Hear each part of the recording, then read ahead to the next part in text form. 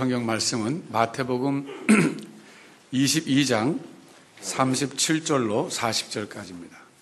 예수께서 가라사대 내 마음을 다하고 목숨을 다하고 뜻을 다하여 주 너의 하나님을 사랑하라 하셨으니 이것이 크고 첫째 되는 계명이요 둘째는 그와 같으니 내 이웃을 내 몸과 같이 사랑하라 하셨으니 이 두 계명이 온 율법과 선지자의 강령이니라. 아멘. 구원이란 무엇인가? 이게 큰 주제예요. 이제 지난주에는 넓은 의미의 하나님의 형상을 얘기했어요. 이제 구원이란 결국 하나님의 형상의 회복이다. 그런 얘기죠. 한마디로 말하면 구원이란 하나님의 형상이 온전히 회복되는 것이다. 타락했을 때 하나님의 형상도 같이 타락했어요. 그래서 좁은 의미의 하나님의 형상은 완전히 사라져버렸고 없어졌고 죽었고 넓은 의미의 하나님의 형상은 부분적으로 기능을 한다 그랬습니다. 근데 넓은 의미의 하나님의 형상 가운데 도덕성이라는 게 있다 그랬어요. 보통 이제 이 도덕성은 결국은 양심에서부터 나온 거죠. 인간에게는 양심이라는 게 있어요. 그래서 양심에서부터 도덕이 발달했다 그렇게 봐요. 근데 지난주에는 이 도덕성에 대해서 말씀드리면서 이 right action, 올바른 행동을 하는 것이 중요하다. 도덕의 기준은 올바른 행동이냐 올바르지 못한 행동이냐 그거잖아요. 그런데 올바른 행동을 하는 것이 중요한데 올바른 행동도 중요하지만 올바른 이유로 올바른 동기로 올바른 행동을 하는 것이 중요하다 그랬어요. Right action with right reason 그랬어요. 올바른 이유로 올바른 동기로 올바른 행동을 해야 된다 그랬어요. 그래서 이제 구원이라고 하는 것이 뭐냐면 사실은 이상적으로 말하면 도덕성이 완전히 회복된 상태라고 할 수 있어요. 물론 도덕성만 회복돼서는 안 되죠. 넓은 의미의 하나의 형상 가운데 그건 일부분에 불과하니까 그거 도덕성만 회복되다고 해서 구원이 완성된 건 아니에요. 예를 들면 그 넓은 의미의 하나의 형상 가운데 그 신체가 있단 말이에요. 육체성, 신체, 이거는 이제 신체고 이건 이제 지성, 이건 정서, 사회성, 도덕성 이렇게 구분한다 그랬습니다. 그래서 간단하게. 그러면 구원의 완성에 있어서 도덕성만 완성되면 되는 게 아니라 이 가령 신체까지 완전히 돼야 되는 거예요. 이게 뭡니까? 부활의 몸으로 덧입게 된다 그거예요. 구원의 완성이 뭐냐? 육체라고 하는 측면에서 볼 때는 지금 몸이 우리가 병들고 늙어가잖아요. 전 또 이렇게 목소리가 또 쉬잖아요. 이렇게 불안정해서. 그러니까 이런 모든 것들이 완벽하게 육체적으로도 완성되는 것이 부활이라는 거예요. 결국 주님이 다시 오실 때 우리 몸이 영광스러운 부활체로 변화될 것이다. 하나님의 능력으로. 그게 우리 소망이란 말입니다. 그때는 병원 갈 필요도 없어요. 그러니까 구원의 완성이라는 것은 결국은 넓은 의미의 하나님의 형상이라고 할 때는 육체성, 지성, 정서, 사회성, 도덕성이라고 본다면 이 5가지가 완벽해지는 것을 가리켜요. 그러면서도 좁은 의미의 하나님의 형상도 완전히 회복되는 걸 가리키죠. 그것은 미래적인 사건이에요. 지금 되지는 않습니다. 지금은 점진적으로 거기를 향해서 가고 있는 거예요, 우리가. 그러면 오늘은 좀 더 깊이 들어가서 도덕성에 대해서 좀 말씀드리겠는데, 올바른 이유로 올바른 행동하는 것이 중요하다 그랬는데, 그 올바른 동기, 이유, 똑같은 말을 씁니다. 그 동기를 좀 더 분석해 보겠어요. 근데 제가 분석한 게 아니라 이 분석한 학자가 있습니다. 그 사람이 누구냐면 로렌스 콜벅이라는 사람이에요. 이 사람은 사람들의 그 도덕적 동기를 분석했어요. 평생 그 작업하다가 이분이 돌아가셨는데 주이시입니다. 주이시 아메리칸이에요. 미국계 유대계 미국 사람인데 이분이 3단계로 나눠놨어요. 사람들을 전부 도덕적으로 동기를 분석하고 나서 3단계가 있다 그랬어요. 첫 번째 단계가 뭐냐면 도덕적으로 올바른 행동을 하는데 상벌 때문에 한다 그래요. 상벌. 규칙이 있는데 규칙을 지키면 상을 받고 규칙을 어기면 벌을 받습니다. 그러니까 도덕적으로 바른 행동하는 사람들이 있어요. 동기가 그거예요. 상 때문에 하고 상 때문에 벌 때문에 안 하고 그거예요.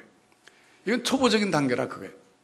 근데 이제 이 로렌스 콜벅이라고 하는 분은 청소년기가 그때라 그랬어요. 청소년기. 중고등학생일 거예요, 아마. 고등학교 3학년도 좀 아니고 그 밑에. 이런 정도 연령대에는 아이들이 왜 도덕적으로 올바른 행동을 하느냐? 우선 규칙을 어기면 학교에서나 가정에서나 어기면 벌 받으니까. 또 규칙을 잘 지키면 상 받잖아요. 모범상 졸업할 때 모범상 받으신 분 계세요 여기? 성적 우수상보다도 사실은 모범상이 더 좋은 거예요. 어떻게 보면. 전 제일 좋은 상이 개근상이라고 생각해요. 출석 다 하기가 얼마나 힘든데요. 지각도 안 하고. 근데 어쨌든 요즘 학교 체벌이 문제가 되고 있잖아요. 또 간접 체벌도 안 된다. 푸시업도 안 된다. 지금 그래갖고 국가인권위에서 그렇게 유권 해석을 해가지고 또 지금 논쟁이 벌어지고 있잖아요. 어쨌든 학교 다닐 때는 규칙을 지켜야 되는 거예요. 왜? 안 지키면 벌 받고 지키면 상 받으니까. 근데 도덕적으로도 그렇다 이거예요. 도덕적으로.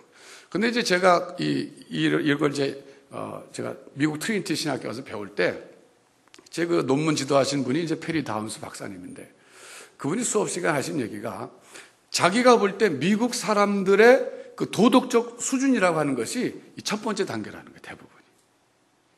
왜 사람들이 도덕적으로 바른 행동을 하려고 그러느냐? 미국에 살고 있는 대다수 사람들이 그 규칙을 어기면 룰이라 그래요. 룰을 어기면 벌을 받고 룰을 지키면 상을 받기 때문에 그 정도 수준에서 도덕적 행동을 한다 이거예요. 동기가 그 수준이에요. 제가 얘기한 게 아니라 그 미국 사람이 얘기한 거니까 제가 미국 사람을 폄하하는 건 아닙니다. 저는 그냥 인용할 뿐이에요. 그 사실을. 두 번째 단계가 있어요. 로렌스 콜버기라는 사람이 말하는 그 다음 높은 단계, 그보다 높은 단계. 이 높은 단계 사실 굉장히 수준 높은 단계, 이 단계는. 어떤 단계냐면요. 올바른 행동을 하는데 왜 하느냐? 그 룰 자체가 가치가 있다고 믿기 때문에 그래요. 그러니까 룰을 지킴으로써 상을 받고 안 지킴으로 벌을 받는 그걸 떠나서 그냥 룰을 지키는 것 자체가 가치 있다는 생각으로 룰을 지키는 사람이에요. 그래서 도덕적으로 올바른 행동하는 사람이에요. 여러분 소크라테스 아시죠? 인류의 스승 가운데 한 분으로 추앙받고 계신 분인데 이분이 돌아가실 때 이분이 결국 사형당해서 돌아갔어요. 그 사형당했을 때 이분의 죄목이 뭐였냐면 아테네 청년들을 미혹해 한다. 이게 죄목이었어요. 너 자신을 알라 그랬잖아요. 그게 무슨 미혹하는 얘기입니까? 그건 아닌데 이 소크라테스 그분이 결국 이제 사형을 당하시는데 그때 사형 당하는 방법이 사약을 받는 거예요. 한국 식으로 사약. 독약을 먹고 죽는 거예요. 근데 제자들이 말립니다. 선생님 도망가세요. 이거 죽을 가치가 없습니다. 지금 선생님에게 건 이 죄목 자체가 이게 타당하지 않습니다. 도망가십시오. 그랬더니 그때 소크라테스 선생님이 하신 유명한 말씀이 있죠. 뭡니까? 악법도 법이다. 그게 뭐냐면 그 법 자체를 지키는 것이 중요하다. 이게 악법이냐 선한 법이냐 그걸 떠나서 일단 그 규칙, 이 법 자체를 지키는 것이 올바른 행동이다. 그거예요. 그러니까 그분이 그러고서는 사약을 받으시고 돌아가시는데 점점 몸이 굳어온다. 그분이 돌아가실 때 상황을 묘사한 글이 플라톤이 다 써놨어요.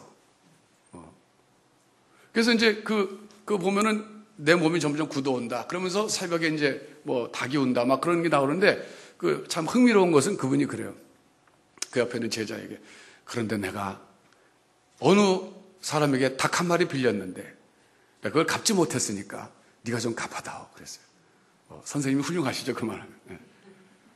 죽어가는 그 순간에도 난 빚지고 못 죽는다 이거예요. 선생님으로서 훌륭한 분이에요. 그러니까 우리가 그런 분을 존경하는 거예요. 그러니까 그분이 그 마지막 순간에 악법도 법이다. 그래서 거기서 보여주는 건 뭐냐면 법 자체를 지키는 것 자체가 그게 가치가 있다. 법을 지킴으로써 뭐 상 받고 안 지킴으로 벌 받고 그게 떠나서 법 자체를 지키는 것이 가치 있는 행동이다. 그것이 동기가 된 사람들이 있어요. 여러분 이 정도만 돼도 훌륭한 사람입니다. 사실은.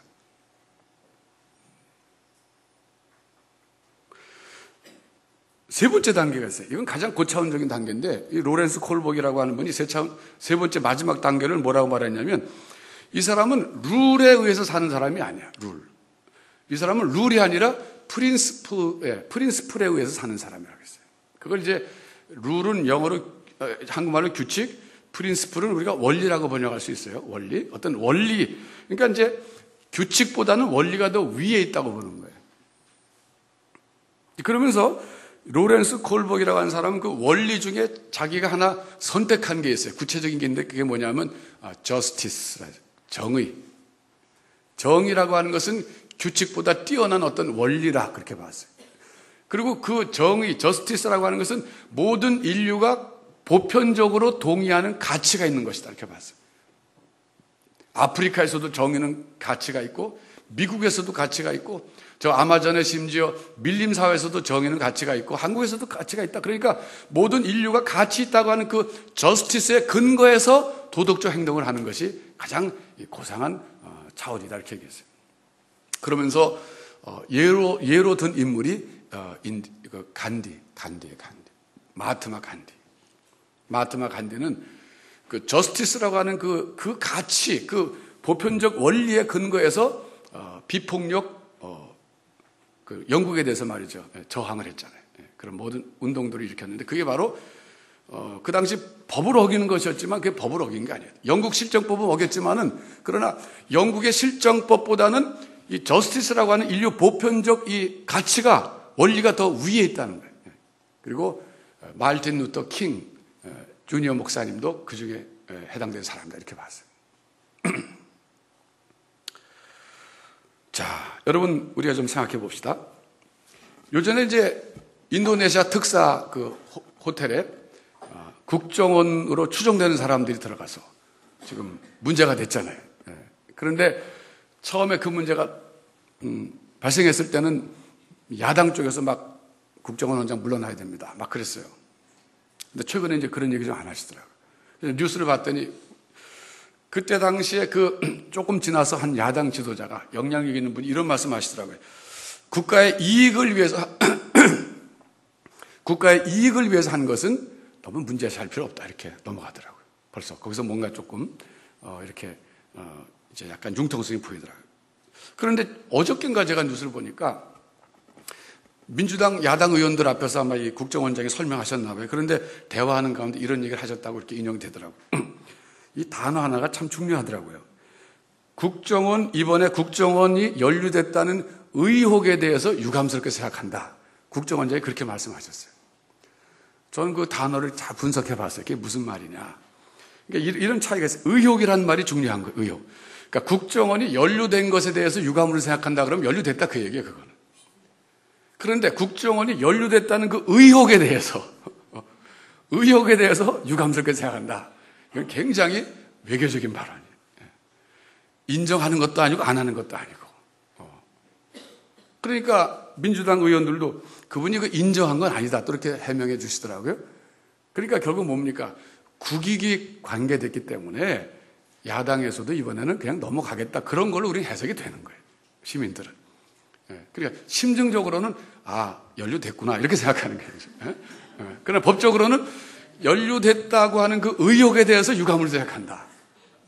그럼 이제 우리는 그냥 연루됐구나 이렇게 생각하지만 법적으로는 연루 안 됐다 이렇게 되는 거예요. 그게. 자 보세요. 그 똑같은 사건이 인도네시아 특사 그 방에 도둑놈이 들어갔다 그러면 그건 뭡니까? 개인의 이익을 위해서 들어간 거예요. 그러나 우리 뭐 확실지 모르지만 만약에 국정원으로 추정된 사람이 정말 들어갔다 그러면 그건 국가의 이익을 위해서 들어간 거예요. 그러니까 국가의 이익을 위해서라고 하는 것은 큰 대의 명분이에요. 그런 대의 명분 때문에 즉 동기가 개인이 아니라 국가를 위한 동기로 그런 부정한 일을 저질렀다면 그거는 괜찮다 이렇게 되는 거예요. 그러니까 사실 이게 굉장히 애매한 영역이에요. 최근 리비아 사태도 봐요. 가다피 대통령이 임명한 법무부 장관이 반기를 들었잖아요. 그러니까 시위대 지금 수장이 돼가지고 그분이 진두지휘 하시잖아요. 그런데 이제 실정법으로 생각해보면 이거는 뭐 항명이잖아요. 대통령이 임명했는데 임명권자에게 도전하는 것은 있을 수 없는 일. 그러나 그 법무부 장관은 동기가 뭡니까? 나는 국가를 위해서 백성들을 위해서 그렇게 한다는 거예요. 그러니까 대통령 자기를 임명해준 임명권자에게 반기를 들었지만 이거 잘못된 행동이에요. right action이 아닙니다. 그러나 동기가 뭐냐 그거예요. 그 법보다는 저스티스라고 하는 예를 들면 이 땅에 민주화가 이루어져야 된다고 하는 그 참 당위성, 대의 명분 때문에 내가 이렇게 한 것이지 나 개인의 이익을 생각 아니다. 그러니까 사람들이 훌륭한 행동이다 이렇게 생각하는 거예요. 물론 가다피 편에서는 전 잘못된 행동이다 이렇게 얘기하지만 시위대 입장에서는 저분 훌륭한 분이다 이렇게 되는 거예요. 자, 여러분 또 하나 케이스 봅시다. 이제 현실에 보면 이런 문제가 참 많아요. 그 6.25 전쟁 때 한강 인도교가 폭파됐습니다. 그렇죠? 그 폭파하신 분이 최창식 대령이에요. 근데 이 최창식 대령은요, 그 당시 최병덕 소장인가 그분의 그 직계 부하였는데, 이제 6월 28일 날 새벽 4시에 이거 폭파하기로 명령이 이미 하달된 상태래요. 이번에 공병감이니까 폭탄을 장치해 놓고 기다린 거예요. 4시 될 때까지. 그런데 문제는 뭐냐면 새벽 1시쯤 됐을 때 예상보다 빠르게 북한 인민군 탱크가 미아리 쪽에 출현했대요. 빨리 밀고 내려온 거예요. 그래서 자칫 잘못하다가는 폭파 못할 수도 있게 된 상황이 된 거예요. 그런데 이제 나중에 알고 보니 그게 오판이었는데, 그 탱크 2대가 내려온 것은 주력 부대가 아니라 정탐군이었대요. 탱크 주력 부대는 훨씬 뒤에 있고 2대가 내려왔기 때문에 사실 괜찮았는데, 이 최병덕 당시 그 소장 그분이 명령 내린 거예요. 폭파시켜라. 그때가 1시 반인가 그랬대요. 그러니까 이 최창식 대령은 폭파시켜야 되겠는데 분명히 4시에 하라고 그랬다 시간이 앞당겨진 거예요. 그래서 이제 상황을 보니까 인도교로 사람들이 막 피난 가고 있는 거예요, 지금. 폭파시키면 수많은 사람이 죽는 거예요. 그래서 보고를 한 거예요. 지금 사람들이 막 이렇게 다리 건너고 있습니다. 그러니까 그 소장이 그래도 폭파시켜라. 그래서 2시 반인가 폭파시켰대요. 그래서 그 즉시로 한 800명이 사라졌답니다. 800명이 그 다리 위에 있던. 그때 이제 지도자들은 전부 저기 대전으로 피난인 가갖고 녹음된 방송으로 우리가 서울을 지킨다 그랬고 다 속았다 그러더라고요. 예. 그런데 문제는 백성들이 이제 막 알고 나서는 이제 흥분한 거예요. 그때 그럴 수 있느냐.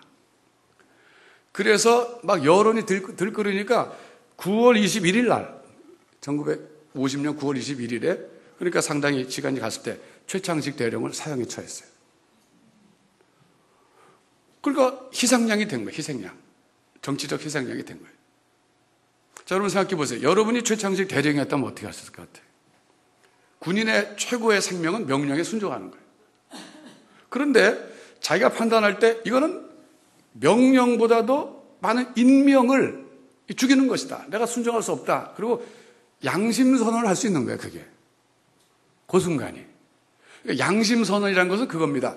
어떤 실정법이라든지 현재 규칙보다도 근데 양심의 소리, 더 그 법보다도 더 가치가 있는 어떤 가치가 그것이 나로 하여금 그 행동을 거절하게 합니다. 난 못하겠습니다. 그럴 때 양심선언하는 거예요. 근데 이제 최창식 대령은 군인의 정신이 투철했기 때문에 그걸 하신 거예요. 억울한 희생자죠. 근데 제가 정확한 연도는 기억 못하지만 몇 년 전, 오래전에 그 가족들이 억울하다고 이거 재심해달라고 그랬습니다. 그래서 복권됐어요. 전 당연히 복권돼야 되는 생각. 훈장감이죠, 훈장감. 어떻게 됐든가. 명령대로 했으니까. 명령대로 했잖아요, 군인으로서. 자, 역사는 가정이 없다 그러지만은 그분이 그 순간 나 양심선언하고 그랬으면 그분 그래서 명령 불복종을 또 사형당했을 거예요. 그러니까 이래도 사형, 저래도 사형이 그런 경우. 그러니까 여러분 보시면 우리가 도덕적 결정을 할 때 결국 그 동기가 뭐냐 그거예요. 동기가 중요한 거예요. 자, 그럼 우리가 이런 것들을 염두에 두고 성경으로 돌아가서 한번 보겠습니다. 이번에 순종이라고 하는 측면에서 보겠어요. 도덕적 결정이 아니라 우리가 순종의 동기. 하나님 말씀대로 우리가 순종하는데 하나님 말씀 뭡니까? 규칙입니다. 룰이에요. 하나님의 말씀, 하나님의 율법이 룰인데 그 룰을 지키는 순종의 동기가 어떤 것이냐가 사실 중요해요. 또 우리가 3가지로 나눠서 한번 보겠어요. 첫째가 하나님의 말씀, 즉 룰을 지키는 동기가 상벌 때문에 지키는 수준이 있어요. 자, 신명기 28장으로 가서 보겠습니다. 구약성경 신명기 28장.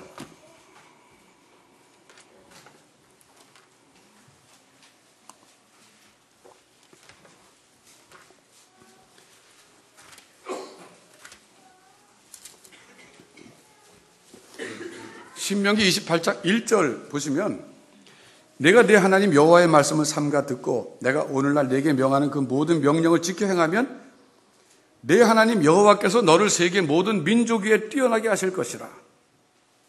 그러면서 6절에 보면 내가 들어와도 복을 받고 나가도 복을 받을 것이니라 그랬어요. 자, 15절 가서 보세요. 내가 만일 네 하나님 여호와의 말씀을 순종하지 아니하여 내가 오늘날 네게 명하는 그 모든 명령과 규례를 지켜 행하지 아니하면 이 모든 저주가 내게 임하고 내게 미칠 것이니 19절에 내가 들어와도 저주를 받고 나가도 저주를 받으리라 그랬어요. 여러분, 신명기 28장은 아시다시피 출애굽한 이스라엘 민족이 요단강을 건너서 가나안 땅에 들어가기 전에 모세가 다시 한번 다음 세대, 1세대가 아닌 2세대에게 주신 하나님의 율법입니다. 그런데 율법을 주시면서 그렇게 말씀하신 거예요. 이것을 그대로 지켜 행하면 내가 들어가도 복을 받고 나가도 복을 받을 것이지만 이대로 지키지 않으면 너는 나가도 저주를 받고 들어와도 저주를 받는다 그랬어요. 여러분, 성경에는 이처럼 하나님이 우리들을 대하시는 방법에 있어서 이 상벌의 수준에서 대하시는 때가 있어요. 저는 이때 이스라엘 백성들의 영적인 수준이 낮았기 때문에 이렇게 하셨다고 저는 믿습니다. 이거는 이 당시는 이스라엘 백성들이 애굽에서 나온 지 얼마 안 됐고, 물론 다음 세대를 할지라도 뭐 마찬가지예요. 별로 그렇게 신앙 성장이 될 만한 기회가 없었어요. 그러니까 하나님께서는 이 이스라엘 민족의 영적인 수준이 낮기 때문에 마치 청소년기의 아이들 대하듯이 대하신 거예요. 그러니까 하나님 말씀을 순종해야 될 동기를 가르쳐 주시면서 잘 지키면 축복, 안 지키면 저주다 이렇게 가르쳐 주시는 아주 심플하게. 그런데 문제는 나중에 하나님의 백성들이 성숙하게 되고 신약의 교회로 오게 되면 오게 될수록 하나님께서 하나님의 말씀 지켜야 될 이유와 동기에 대해서 말씀하실 때 복이라고 하는 관점에서 저주라고 하는 관점에서 가르쳐 주지는 않아요. 많이 달라집니다. 이건 마찬가지예요. 우리가 아이 키울 때 마찬가지예요. 집에서 자녀 키울 때 아이 키울 때 어렸을 때는요 상벌이 최고입니다. 게임 많이 하면 뭐 공부 안 하고 숙제 안 하고 그러면 게임 1시간 못 한다. 이거 버리고. 숙제 잘하면 게임 1시간 하게 해준다. 이거는 뭐 그냥 끝난 얘기예요. 애들한테는. 그냥 걔를 붙잡아 놓고 너 그렇게 공부 안 하면 인생 어렵다. 아무리 해봤자 아무 소용없어요. 당장 눈앞에 당근과 채찍이 있으면 되는 거예요. 그 나이 때. 근데 영적으로도 그렇다 얘기야 우리가. 그러니까 신앙생활 할 때도 마찬가지예요. 어떤 분은 예수를 믿으면서 거의 처음부터 신앙이 성장한 사람들이 있어요. 이상한 사람들이 있어요. 예배적인 하나님 은혜를 많이 받은. 어떤 사람들은 20년, 30년 다녀도 이 복의 수준에서 못 벗어나. 하나님 말씀을 순종하는 이유와 동기가 그래야 복 받고 안 그러면 저주 받고 그거 아니냐 그거예요. 주일날 예배 드리고 어디 놀러 가야지 안 들으면 교통사고나 이런 식으로 항상. 그러니까 항상 그 수준에서 평생 예수 믿다 가는 사람들이 있어요. 저는 안타까운 거예요. 솔직히 말하면. 영적으로 사춘기 그 수준으로 살다가 가는 거예요. 근데 두 번째 순종의 그 단계가 있어요. 이건 뭐냐면요. 하나님의 말씀 그 자체를 지키는 것이 가치 있다는 확신. 그것 때문에 지키는 사람들이에요. 예를 들면 다니엘의 세 친구.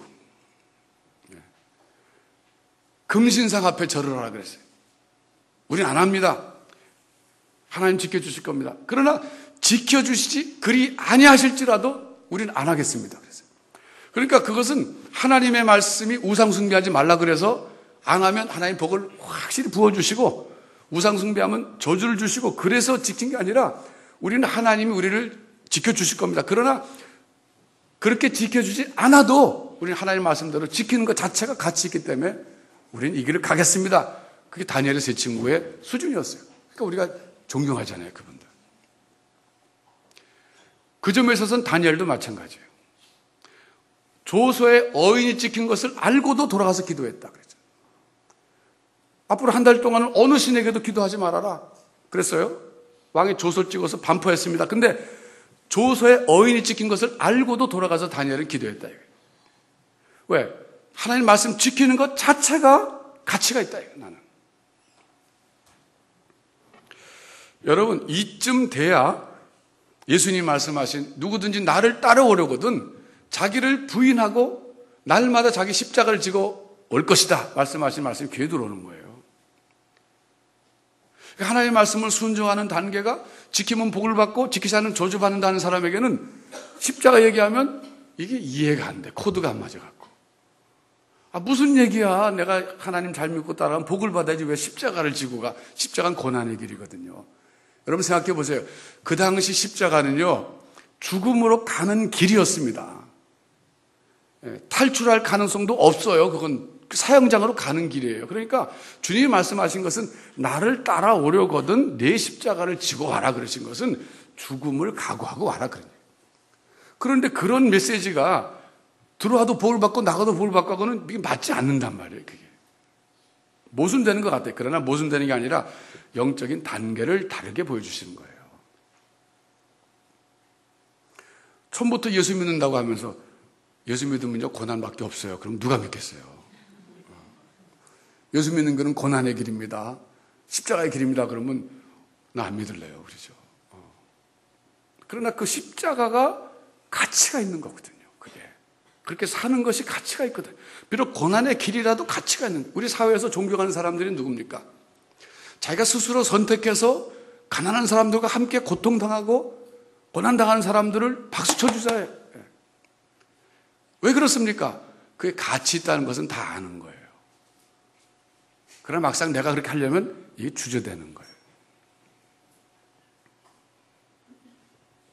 마지막 세 번째 단계입니다. 마지막 세 번째 단계는요, 율법이라고 하는 규칙을 뛰어넘어서 율법의 정신을 사랑하기 때문에 순종하는 단계예요. 자, 여러분 보겠습니다. 누가복음 13장에 가서 한 사건을 보겠습니다.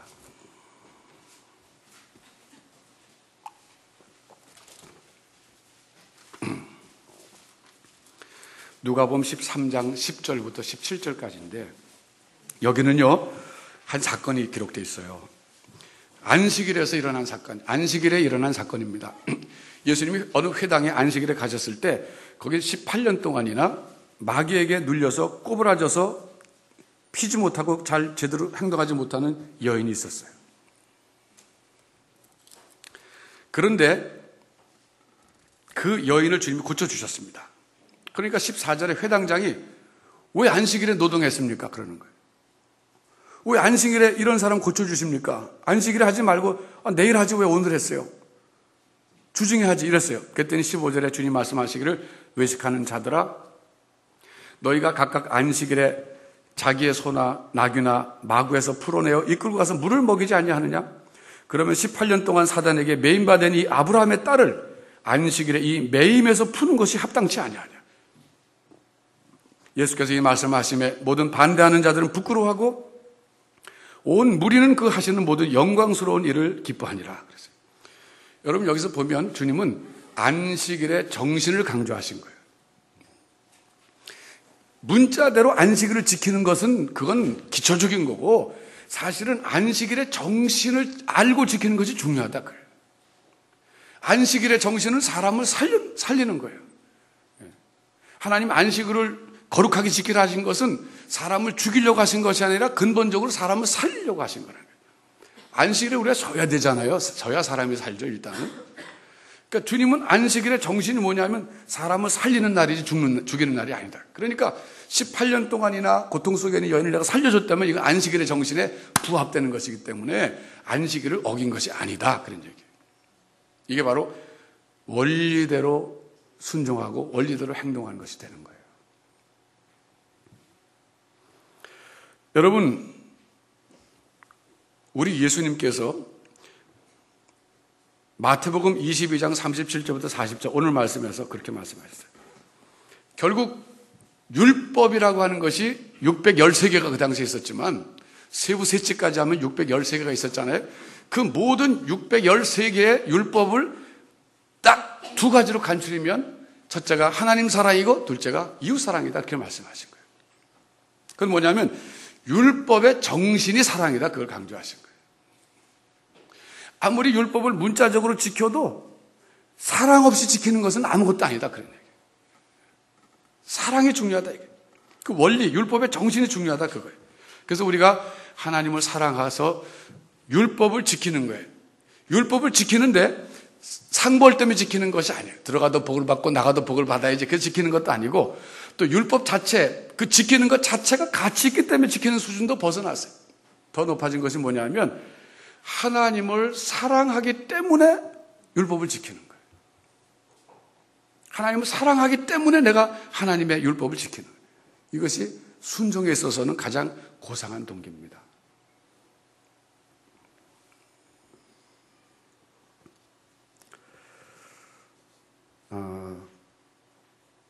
저는 이제 여러분들이 생활에 좀 적용을 하셨으면 좋겠어요. 우리 예수 믿는 사람으로서 가정에서나 사회에서나 직장에서나 도덕적으로 바른 행동을 하면서 살아야 됩니다. 그런데 문제는 동기가 중요해요. 동기가. 내가 도덕적으로 바른 행동을 하지 않고 규칙을 어기면 벌을 받기 때문에 그래서가 아니에요.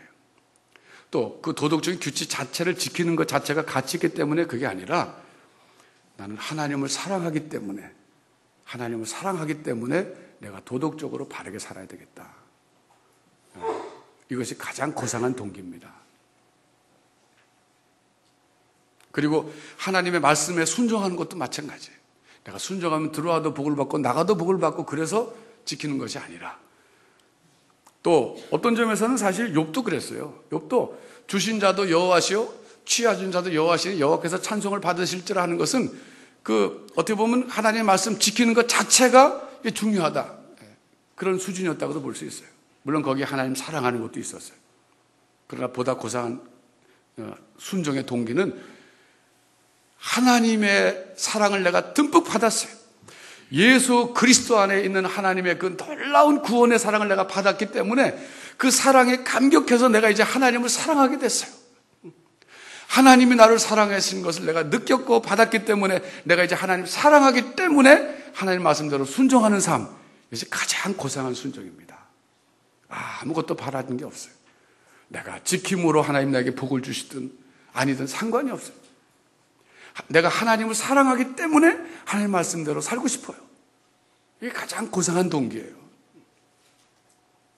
여러분 스스로 여러분이 하나님께 순종하는 동기를 한번 살펴보십시오. 살펴보십시오. 저는 여러분들 들어가도 복을 받고 나가도 복을 받고 그래서 지켜도 저는 가치 있다고 봐요. 안 지키는 것보다는 훨씬 좋습니다. 우리가 아이를 기를 때 상을 주면 잘하고 벌을 주면 잘하고 그래서 잘해도 그게 잘하는 거죠. 그렇다고 마음대로 사는 애보다 그게 훨씬 잘하는 애. 그냥 영적으로도 마찬가지. 내가 신앙생활 초창기에는 그런 단계 있어요. 그건 괜찮은 단계. 그러나 그 다음 단계로 가게 되면 결국엔 나는 상과 벌과 상관없이 하나님의 말씀을 지키는 것 자체가 난 가치 있다고 생각한다. 그래서 지키고 더 성장하게 되면 아니에요. 난 하나님을 사랑합니다. 왜? 하나님 나를 사랑해 주셨어요. 내가 알아요, 사랑을. 내 사랑을 먼저 받았어요. 값없이 주시는 그리스도 안에서는 놀라운 사랑을 내가 받았어요. 내가 하나님을 사랑하지 않을 수가 없어요. 사랑하기 때문에 내가 지킵니다. 이것이 가장 높은 수준의 동기다 그래 볼 수 있어요. 아마 여러분 어떨 때 막 왔다 갔다 할 거예요. 예? 어떨 때는 첫 번째 단계에서 순종하고 어떨 때는 두 번째 단계에서 어쩔 땐 세 번째 단계에서 왔다 갔다 할 거예요. 왔다 갔다 하는 게 정상입니다. 항상 우리가 고상한 동기로 말 수는 없어요. 그러나 적어도 그런 단계가 있다. 우리가 가야 될 목표가 있다는 것을 염두에 두신다면 여러분들이 시간이 가면서 점차적으로 성장하게 될 겁니다. 구원이라고 하는 것은요, 그렇게 성숙해지는 겁니다. 도덕적으로 왜 바른 행동을 하느냐? 사람들의 눈이 무서워서 아니에요. 나는 하나님을 사랑하기 때문에 내가 도덕적으로 바르게 사는 거예요. 사람들이 안 알아줘도 상관없어요. 사실 도덕적으로 두 번째 단계는요, 그 도덕적인 그 규칙을 지키면 그 지키는 것 자체가 가치 있기도 하지만 그보다 약간 낮은 단계는 같은 단계지만 사람들이 인정해 주기 때문에 지키는 게 있어요. 근데 그런 것도 아니에요. 난 하나님을 사랑하기 때문에 도덕적으로도 바르게 살고 내가 하나님께 순종하는 것도 내가 하나님을 사랑하기 때문에 순종하는 단계로 나가는 거예요. 여러분, 우리 가정에서 한 사람 한 사람이 그렇게 된다면 그 가정이 얼마나 성숙하고 평화로운 가정이 되겠습니까? 참 꿈꿔야 될 가정 아니겠습니까? 엄마 아빠가 다 그 수준에서 아이를 대하는 거예요. 아이를 보면서 그래, 넌 아직까지 상벌의 단계에 있구나. 그 아이를 우리가 이해해 줄 수 있는 거예요. 한 가지 여러분 조심해야 될 것은 아이 보고 상벌의 단계를 막 건너뛰라고 강요하면 안 돼요. 그거는 하나님 정하신 자연의 과정을 거스르는 거예요. 그럴 수 없어요. 그 단계가 다 있습니다. 그래서 어렸을 때는 그렇게 대해줘야 되는 거예요. 상 주고 벌 주고. 그래서 좀 크게 되면 상 주고 벌 주지 않아도 너 그 지키는 것 자체가 얼마나 가치가 있냐. 그래서 부모가 인정해 주는 거예요. 지켰을 때. 그 인정 자체가 물질적인 상벌이 아니라 인정 자체가 동기가 되는 거예요. 그러면 자꾸 그렇게 지키는 거예요. 그 다음에 더 벗어나게 되면 그런 수준이 아니에요. 내가 생각하는 어떤 보편적 가치 때문에 골복은 저스티스라 그랬지만 그 이상 어떤 고상한 그런 가치, 우리는 하나님을 사랑하기 때문에 하나님 사랑하기 때문에 바르게 산다. 이런 단계로 우리가 자라나도록 도와줘야 됩니다. 여러분들이 여러분 스스로도 여러분 자신을 관찰하세요. 생활하면서 내가 무슨 동기로 이렇게 하느냐. 그 동기가 중요한 거예요. 그래서 시간이 가면서 여러분들이 다 그리스도 안에서 성숙한 하나님의 백성들이 되시기 바랍니다. 성숙해질 때 기뻐요. 성숙해질 때 가정에 행복이 찾아와요. 내가 성숙해질 때 대인관계가 좋아져요. 그럼 내 주변에 좋은 사람들이 많이 있게 돼 있어요. 그럼 인생이 행복해지고 그리고 감사가 넘칩니다.